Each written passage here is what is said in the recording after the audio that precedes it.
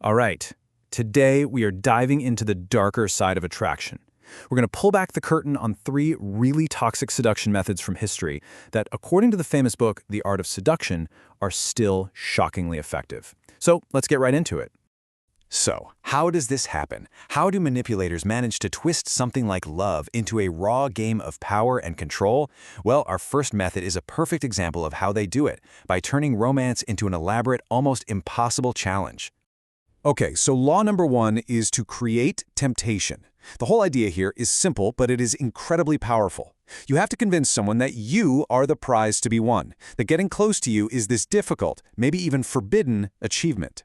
It's that classic push-pull dynamic, right? First, you show interest. You're flirty, you draw them in, you get them totally hooked. But then, right when they're feeling comfortable, you pull away. You create some kind of barrier, some reason. It could be real or totally made up, why the two of you just can't be together. And this taps into some really core human psychology.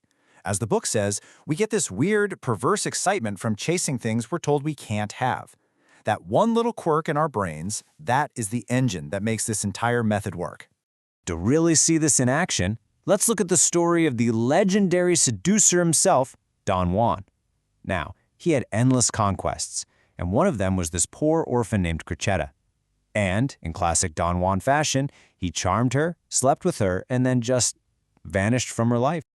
But this is where the story gets really good. Years go by, and he bumps into her again. Only now she's not the poor girl he left behind. She is wealthy, she's elegant, she's married. And most importantly, she wants absolutely nothing to do with him. She has become the one thing in the world he can't have.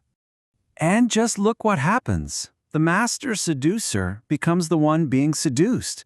Don Juan, this guy who never cared about anyone, is suddenly obsessed. He gets depressed, he's having sleepless nights, all because the challenge of winning back this one forbidden woman has completely taken over his mind. And then comes the big reveal, the twist. It was all an act. Cressida was never rich or married, she was still just a maid. She staged the entire thing because she understood Don Juan's psychology perfectly. She knew the only way to make him want her again was to become the ultimate, impossible challenge. Just brilliant. So, if that first method is about playing hard to get, our second law is way more direct and, honestly, a lot more dangerous. Law number two is simple, and it is brutal. Isolate the victim. The logic here is pretty chilling because it comes straight from military strategy. In war, you isolate a target before you attack. This method applies that exact same idea to a person. When you cut someone off from their friends, their family, their support system, they become weak and so much easier to control. The story of King Fuchai is just a terrifying real-world example. You can see his entire downfall plays out over 5 years. It starts when his rival gifts him this beautiful woman, Shishi. Soon, Fuchai is so obsessed he starts neglecting everyone, his advisors, his family, his job as king. He drains the entire treasury to build her a palace until finally he's left completely alone, his kingdom is destroyed, and it's all over. But here's the part that gives me chills, the sheer premeditation. Shishi wasn't just some girl who caught the king's eye. No, she was basically a weapon, trained for 3 whole years with one single purpose: get close to the king, take up all his time and energy, and cut him off from everyone who gave him power. It was a long con designed to ruin him. So how does this look today? Well, these are the modern-day red flags. It's when a new partner slowly starts to take up all of your time. You stop seeing your friends as much. You give up hobbies. Bit by bit, you give all your power to this one person until you're completely dependent on them for your happiness. That's isolation, and it makes you incredibly vulnerable. All right, this brings us to our third and final toxic method, positioning yourself as an object of desire. This one is all about creating attraction out of thin air, just by using a simple psychological hack. And that hack is called social proof. It's this idea that we look to other people to figure out what's valuable. If a bunch of people want something, our brain just assumes it must be good. It's why we'll choose a crowded restaurant over an empty one, right next door. We trust the crowd.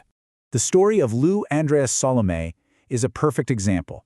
So she was being pursued by this philosopher, Paul Ray, but then she cleverly set up a meeting with his even more famous and charismatic friend, the Friedrich Nietzsche. By creating this love triangle, she had 2 brilliant men competing for her, which just massively boosted her value in both of their eyes. And once you start looking for it, you see this principle literally everywhere. It's why celebrities are seen as so desirable. Millions of people want them. It's why a huge Instagram following can make someone seem more attractive.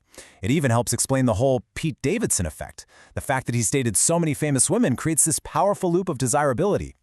And this flips a common idea on its head. You might think that having a lot of admirers would scare off a new person, right? That they wouldn't want the competition. But actually, the book argues the exact opposite is true. That competition doesn't scare people away, it actually draws them in, because it's a huge signal of your value. So, after going through these 3 pretty intense methods, what's the big lesson here? Well, it really all boils down to a final warning about the power games that can happen in attraction. So to recap the playbook real quick. Number 1, create temptation by becoming a forbidden challenge. Number 2, isolate your target to make them dependent and weak. And number 3, use social proof to make yourself seem way more desirable than you might actually be. And that leaves us with one last, really crucial question to think about. These tactics work because they prey on deep, primal parts of our psychology. But if you can recognize them, if you know the playbook, is that enough to defend yourself against it? That's something to really consider.